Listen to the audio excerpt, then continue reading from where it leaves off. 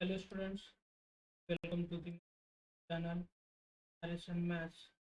अभी इस लेक्चर में हम जो ट्रेसिंग ऑफ कर्व में स्टैंडर्ड कर्व है प्लॉट करने जा रहे हैं। आज का जो है हम किसॉइड कर्व क्या होता है वो देखने वाले हैं। तो इसके रिलेटेड जो क्वेश्चन है, क्वेश्चन पहले देखते हैं और उसके बाद कैसे प्लॉट करना है ये सब कुछ हम डिटेल में देखने वाले हैं। तो क्वेश्चन है test the curve y square into a minus x is equal to x cube where a is greater than 0 या greater than or equal to 0, ऐसा भी ले सकते हैं आप। इसी तरह ये किस तरह हम प्लॉट करते हैं ये एकदम डिटेल में देखने वाले। तो पहला जो कंसेप्ट है इसके रिलेटेड पहला कंसेप्ट है जो कर्व है, कर्व एज इट इज लिखना। फिर उसके बाद इसकी सिमेट्री जो है, सिमेट्री हमें देखना है।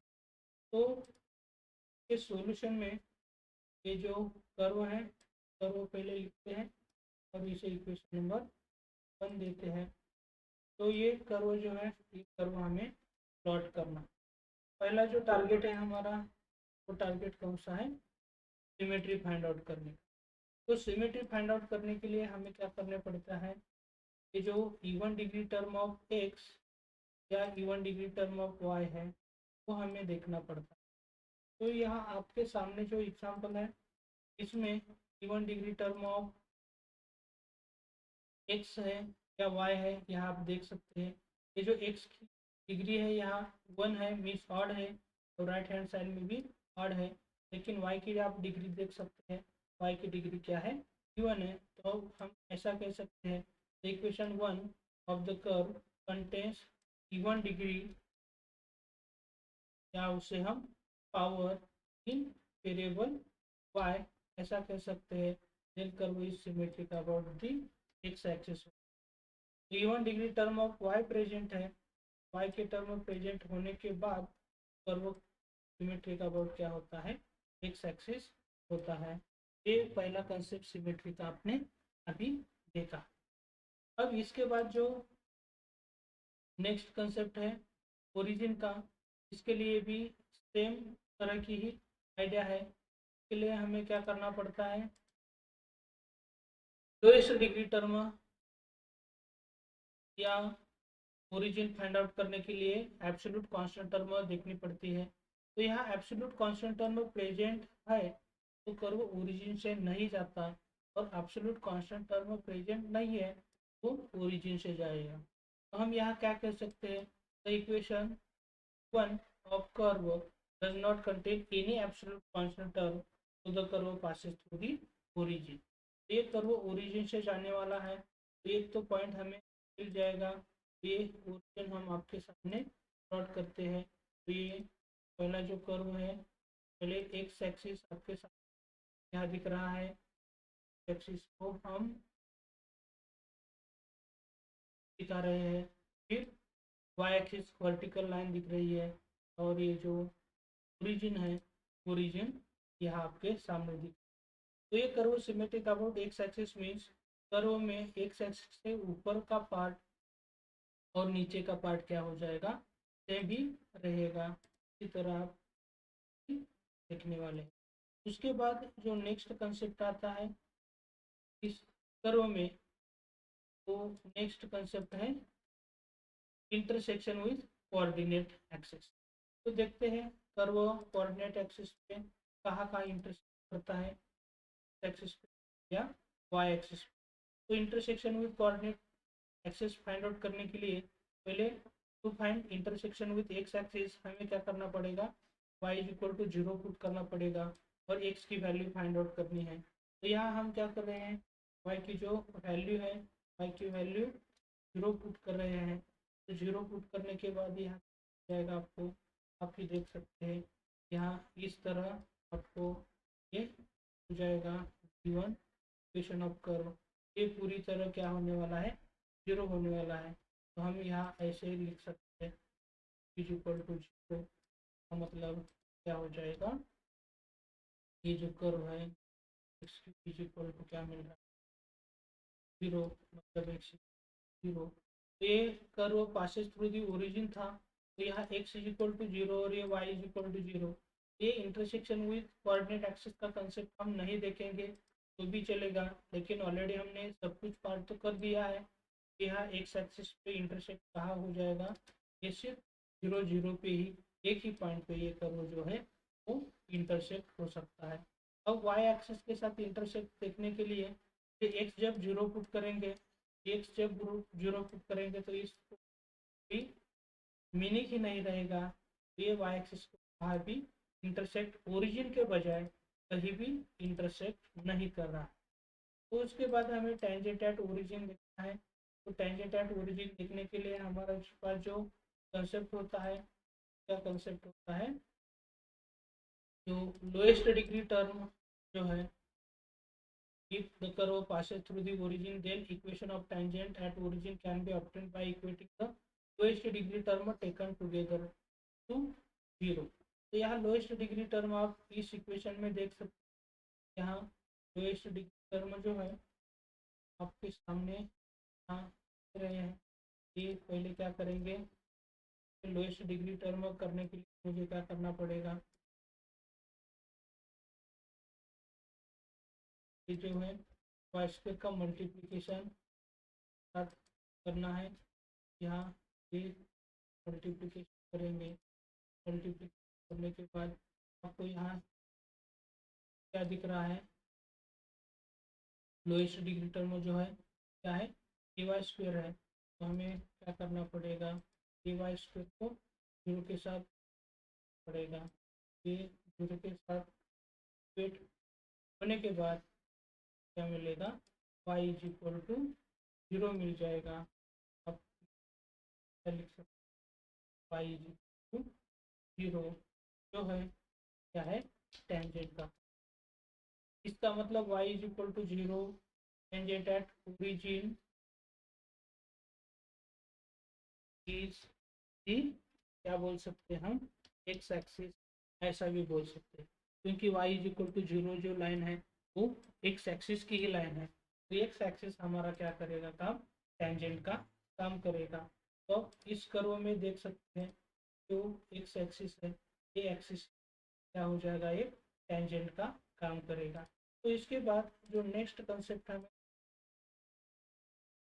टेंजेंट का, टेंजेंट एट ओरिजिन का कंसेप्ट देखने के बाद फिर ये ओरिजिन के बजाय कहाँ भी इंटरसेक्ट नहीं कर रहा है, तो जो नेक्स्ट कंसेप्ट हमारा टेंजेंट एट अदर पॉइंट का, ये टेंजेंट एट अदर पॉइंट का कंसेप्ट हम लेते थे, ये प्रीवियस कुछ लेक्चर में हम दिया था। टेंजेंट एट अदर पॉइंट के लिए ये कंसेप्ट नहीं रहेगा, क्योंकि यहाँ हम सिर्फ थोड़ा सा टेंजेंट एट एनी पॉइंट के लिए यहाँ सिर्फ हेडिंग दे रहे हैं, लेकिन टेंजेंट एट ओरिजिन के बजाय, ओरिजिन के बजाय ये कर्व कहाँ भी इंटरसेक्ट नहीं होता है, ये टेंजेंट एट एनी पॉइंट का कंसेप्ट नहीं रहेगा। फिर जो नेक्स्ट कंसेप्ट आता है वो असिम्प्टोट का है। तो असिम्प्टोट का कंसेप्ट आपके सामने दे रहे हैं। ये इससे का कंसेप्ट यहाँ आप देख सकते हैं, asymptote parallel to Y axis find out करना है। उस वक्त हम क्या करते हैं, ये जो coefficient of highest degree term of Y देखते हैं, तो highest degree term of Y इसके साथ 0 के साथ इक्वेट करते हैं। ये asymptote parallel to Y axis are obtained by equating the coefficient of highest degree term in Y. Y के हाईएस्ट डिग्री टर्म देखते हैं और वाई के हाईएस्ट डिग्री टर्म देखने के बाद का कोएफिशिएंट करते हैं, 0 के साथ इक्वेट करते हैं। लेकिन यहाँ आप देख सकते हैं y की हाईएस्ट डिग्री टर्म, एक कर्व की आप देख सकते हैं हाईएस्ट डिग्री टर्म जो है वाई स्क्वायर है, और इसका जो कोएफिशिएंट है वो क्या है, ये -x है। तो यहाँ हियर हाईएस्ट डिग्री टर्म या हाईएस्ट, ऐसा हम लिखते हैं यहाँ, coefficient of highest degree term in y is, क्या क्या हो रहा है, ये -x। तो हमें क्या करना पड़ेगा, ये -x को 0 के साथ इक्वेट करना पड़ेगा। ये इक्वेट करने के बाद आपको समझ में आएगा तो x की वैल्यू है, x की वैल्यू क्या मिल जाएगी, ये मिल जाएगी। तो x इज इक्वल टू ये क्या होगा जाएगा हमारा असिम्प्टोट हो जाएगा। तो ये जो असिम्प्टोट x इज इक्वल टू ये हमें फाइंड आउट करना है, लेकिन ये प्लॉट करने के लिए कुछ तो हमें मानना पड़ेगा। हम क्या कर रहे हैं, a की वैल्यू 10 कंसिडर करते हैं। तो x की वैल्यू 10 कंसिडर करने के बाद आपको ये जो x इज इक्वल टू 10 की लाइन दिख रही है, ये क्या काम कर रही है, असिम्प्टोट का ही काम कर रही है। तो इसके बाद हमें जो नेक्स्ट पार्ट है वो नेक्स्ट पार्ट देखना। तो नेक्स्ट पार्ट के लिए हम क्या करने वाले हैं, रीजन ऑफ एब्सेंस या रीजन ऑफ प्रेजेंस जो है वो फाइंड आउट करते हैं। तो यहाँ कर्व जो है ये जो असिम्प्टोट की वजह से x इक्वल टू 10 पे इंटरसेक्ट हो रहा है, के आगे कर्व नहीं जाने वाला है। और यहाँ हमें क्या करना पड़ेगा, x इज लेस देन 0 और यहाँ सिर्फ x इज लेस देन, ये इतना ही कंसेप्ट हमें देखना पड़ेगा। ये प्रीवियस एग्जाम्पल का कंसेप्ट मैंने एज इट इज आया है। पहले हमें क्या करना पड़ेगा, ये जो पार्ट है पॉजिटिव आता है या निगेटिव आता है, सब कुछ हमें क्या करना पड़ेगा, चेक करना पड़ेगा। और उसके हिसाब से तो जब वाई स्क्वायर पॉजिटिव है तो वाई क्या हो जाएगा, रियल हो जाएगा। ये सब कुछ हम देखने वाले। ये देखने के लिए रीजन ऑफ एब्सेंस लिए पहले मुझे क्या करना पड़ेगा, ये जो कर्व का इक्वेशन है, कर्व का इक्वेशन आपके सामने एज इट इज यहाँ ले रहे हैं। और इसमें फिर हमें क्या करना पड़ेगा, वाई स्क्वायर की वैल्यू देखनी है। तो यह वाई स्क्वायर की वैल्यू के लिए हमें क्या करना पड़ेगा, ये जो एक्स की राइट हैंड साइड का है एज इट इज यहाँ राइट हैंड साइड में ही रखेंगे। और यहाँ क्या हो जाएगा, A minus X right hand side में जाके ऐसा हो जाएगा। लेकिन y की वैल्यू कुछ भी हो, वाई स्क्वायर ऑलवेज पॉजिटिव होता है, इसका मतलब लेफ्ट हैंड साइड पॉजिटिव है। तो कौन से भी x की वैल्यू के लिए राइट हैंड साइड भी क्या होना चाहिए, पॉजिटिव ही होना चाहिए। उस वक्त ही वहाँ कर्व एग्जिस्ट हो रहा है। तो ये क्या हम लिखेंगे, इज ऑलवेज पॉजिटिव हो जाएगा। तो ये वाई स्क्वायर ऑलवेज पॉजिटिव कहाँ कहाँ है वो हम देखते हैं। तो ये दोनों ही पार्ट किए हैं हमने। तो यहाँ आप देख सकते हैं ए की वैल्यू जो है हम 10 कंसिडर कर दी है, यहाँ वैल्यू 10। तो आप यहाँ देख सकते हैं एक्स लेस देन 0 मतलब क्या हो जाएगा, वैल्यू 0 से कम कौन सी भी लेंगे। तो ये एक्स निगेटिव लेना है, निगेटिव लेने के बाद डिनोमीटर क्या हो जाएगा, पॉजिटिव हो जाएगा। कि निगेटिव एक्स के लिए क्या होने वाला है, एक्स क्यूब निगेटिव हो जाएगा। यहाँ हम क्या कह सकते हैं, वाई स्क्वायर इज निगेटिव। तो ये जब वाई स्क्वायर निगेटिव है, ये जो वाई की वैल्यू है, वाई की क्या वैल्यू क्या होती है, इमेजिनरी वाई की वैल्यू होती है। अब जब वाई इमेजिनरी है यहाँ क्या हो जाएगा, कर्व डज नॉट, यहाँ कर्व पॉसिबल नहीं है फाइंड आउट करना। ये इसी तरह आपको रीजन ऑफ एब्सेंस या रीजन ऑफ प्रेजेंस का, और 0 से ये तक हमें कर्व देखना है।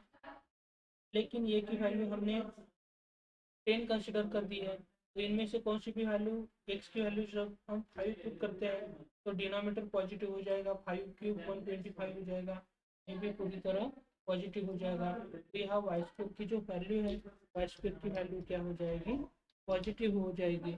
अब जब वाई स्क्वायर पॉजिटिव है तो वाई की वैल्यू रियल, तो यहाँ कर्व क्या हो जाएगा, एग्जिस्ट हो जाएगा। तो कर्व कहाँ एग्जिस्ट हो रहा है, 0 से ये तक ये कर्व जो है वो एग्जिस्ट हो रहा है। तो आप यहाँ देख सकते हैं जो 0 से ये तक कर्व हम फाइंड आउट कैसे करते हैं। इसके लिए आपको क्या करना है, फिर ग्राफ हम दिखा रहे हैं वहाँ आपको जाना है। और वहाँ आप देख सकते हैं कि जो कर्व है ये ओरिजिन है, फिर जो दूसरा पॉइंट है ये पॉइंट आप यहाँ देख सकते हैं, यहाँ पॉइंट यहाँ हमने लिया है। फिर यहाँ क्या करना है, सिमेट्रिसिटी अबाउट एक्स एक्सिस है, 0 to 10 तक ये जो पॉइंट है हमें प्लॉट करने हैं। फिर एक्स एक्सिस की सिमेट्री है, तो एक्स एक्सिस के ऊपर का कर्व फाइंड आउट करने का हमारा टारगेट हो जाएगा। ये जो वैल्यूज है हमने प्लॉट कर दिए हैं, एक्स इज इक्वल टू 0 है तो वाई भी 0 है, एक्स इज इक्वल टू 1 के लिए वाई की value x is equal to यहाँ 4 लिया है, वैल्यू के रिलेटेड आप यहाँ देख सकते हैं। उसी तरह वैल्यू जब 8 है यहाँ आप वैल्यू देख सकते हैं, वैल्यू 9 है तो यहाँ आप देख सकते हैं। और उसी तरह एक सेकेंड है तो ये इन्फिनिटी तक कर्व हो जाएगा। तो यहाँ हम क्या कर रहे हैं, ये जो कर्व प्लॉट करने वाले हैं हमने जो ये वैल्यूज ली है, यहाँ हम जनरली क्या करते हैं, ये जो कर्व है इसमें क्या करने वाले हैं, ऊपर का पार्ट जो आता है किस तरह आता है, ये पार्ट आप यहाँ देख सकते हैं, ये 0 to 20 तक इस तरह पार्ट आ जाएगा। और इसी तरह हम कैलकुलेशन करते जाएंगे, ये इसी तरह आपका पार्ट आ जाएगा। लेकिन ये ब्लैक लाइन जो है वो असिम्प्टोट का काम कर रही है। जैसे जैसे कर्व देखते जाएंगे तो आपको यहाँ लग रहा है इंटरसेक्ट कर रहा है, लेकिन आप ये जूम करके देखेंगे, थोड़ा सा जूम करने के बाद आपको ये समझ में आएगा कि इनमें भी क्या है, बहुत डिफरेंस है। ये आपका असिम्प्टोट है और ये कर्व है, ये कहाँ भी टच नहीं हुआ है। ये आपको ऐसा कर्व देखने को टच हुआ है ऐसा लगता है, लेकिन ये एक्चुअली टच नहीं हुआ है। इसी तरह ये जो कर्व है, एक्स एक्सिस के ऊपर का पार्ट जो है, एक्सिस के ऊपर का पार्ट आ जाएगा। और सिमेट्रिसिटी अबाउट मुझे क्या करना है, एक्स एक्सिस देना है। इसकी सिमेट्रिसिटी अबाउट एक्स एक्सिस देने के लिए क्या करता हूँ, यहाँ आप सिमेट्रिसिटी देख सकते हैं, एक्सिस के ऊपर का कर्व और नीचे का कर्व सेम ही दिख रहा है। इसी तरह ये जो आपका कर्व किस साइड है, इस साइड हम फाइंड आउट कर सकते हैं। फिर हम क्या कर सकते हैं, ए की वैल्यू जैसे हम 10 चूज करें इसी तरह थोड़ा सा कम कर देंगे, आपका ये जो असिम्प्टोट है, असिम्प्टोट भी उस हिसाब से क्या हो जाएगा, जब ए की वैल्यू मैं 7 चूज करता हूँ तो असिम्प्टोट भी क्या हो जाएगा, 7 पे आ जाएगा। और इसी तरह ए की वैल्यू हम 0 कर देंगे तो ये 0 की तरफ आपको ये कर्व इस तरह इस साइड का कर्व या आप इसी तरह ये जो कर्व है, कर्व हमने एकदम इजीली फाइंड आउट किया है। इस तरह के कर्व हम करते हैं, बहुत सारे कर्व है वो फाइंड आउट कर रहे हैं, तो इसके लिए एक लाइक तो बनता ही है। और अभी तक आपने सब्सक्राइब नहीं किया है तो आप सब्सक्राइब